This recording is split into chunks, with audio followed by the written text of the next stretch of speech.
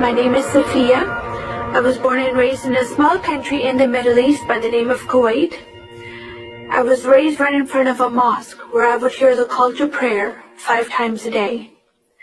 Growing up in a Muslim home, it was very important to my family and I that we worshipped the Creator God Allah, followed the teachings of the Prophet Muhammad, and devote our lives to following the 5 pillars of Islam as well. From the age of 6, I started wearing the hijab, its scarf covering, and when I went out in public, I was not allowed to go by myself. When I went out with my mother and my aunts, I had to wear this. This is called the abaya. This is traditional covering in my country and my culture. At the age of 8, my family and I decided to take a pilgrimage journey to Saudi Arabia, and we went to the city of Mecca to fulfill Hajj. After we finished Hajj, we were going up north to the city of Medina. On the way there, suddenly a crowd started to gather. And I was with my father, and I was holding his hand. In the center of the crowd was an Arabic woman, dressed like this, but you could not see her face, her hands, or her feet. And she was sitting on a wooden box tied up. Next to her was an Arabic man, dressed in a traditional Arabic attire. He did a traditional Islamic prayer on the floor, and he got up from the floor, and he pulled out a long golden sword from his side, and he beheaded the woman. When I saw this at the age of 8, I started shaking with fear and anxiety that overcame me. And the commotion in the crowd, the men were chanting, Allahu Akbar, Allahu Akbar, Allahu Akbar, 3 times, which is what is great. And the woman was screaming and crying. And I pulled my father's hand. I said, Father, what is happening? And my father said, we're trying to raise you in a devout Muslim home. You listen to the teachings we're instilling in your life. Live as a good Muslim and die as a good Muslim. If you don't do this, this is what will happen to you one day. After that, we went to Medina to fulfill prayer obligation at the mosque, and we went back home to Kuwait. My family enrolled my brother and I in an Islamic school, and that's where I learned more in-depth teaching from the Quran and the Hadith. You know, in my prayer times, I would lift up my hands, and I would always look to the sky and cry out to Allah for help. One of the important sincere prayer of my heart was, Allah, please have my father stop beating my mother. Allah, please have my father stop beating me. That there was no help coming for me to answer my prayers. I also wanted to know, Allah, if I died, was I going to paradise? Because I tried to be a good Muslim. I tried to do everything I can to be a good Muslim, but there was no guarantee offered to me to go to paradise. I wanted to go be with Allah when I died. In 1990, my family and I went to the United States for a visit. What I knew of America is what I saw on TV. You know, America is known as a Christian country to the Islamic world. So when we came to America, we were having a good visit. But we were woken up suddenly at night when we heard that Saddam Hussein's forces came and invaded the small country of Kuwait in the Middle East. There was a lot of destruction that happened within a short time. My country was, by the time we were watching, on fire. The oil fields were burning. People's homes were destroyed. Some royal family members were killed. Our home was destroyed, but we had to stay in America. Now we are living in a foreign country with a foreign culture, with a foreign religion. I don't know anyone that looks like me, that even eats the same food I eat, or dresses like me, or speaks the same language. My life with Allah and Islam was very distant. My relationship with my family was conditional love, but the only support in my life that I really loved, my grandmother died. In Islam, when someone passes away, they are offered no assurance, no guarantee to go to heaven. And I knew this. And I still prayed and cried out to Allah with tears in my eyes that He would have mercy over her soul.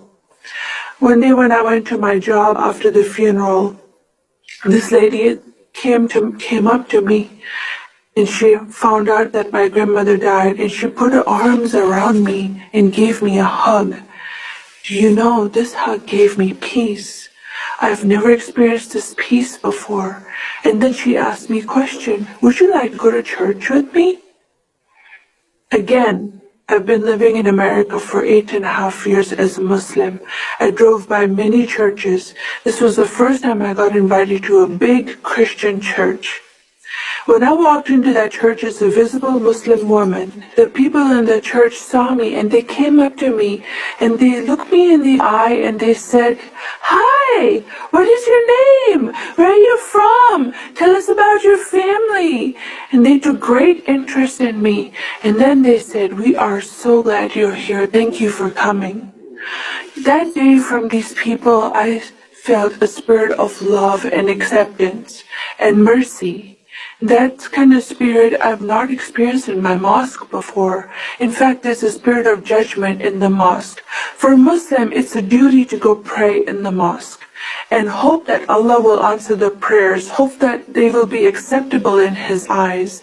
But these people accepted me for who I was. I feel loved by these people. That is the first time I heard a message from the Bible from a pastor. It's from the prophet Isaiah chapter 61 verse 1. He said this is a prophecy of Jesus, and he started reading that the Spirit of God is upon me. He's anointed me to preach the gospel to the poor. He came to heal the broken heart and set the captive free.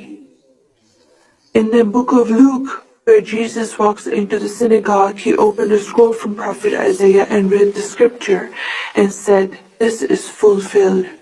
This is the first time I heard that Jesus came to this earth to heal the broken heart and set the captive free.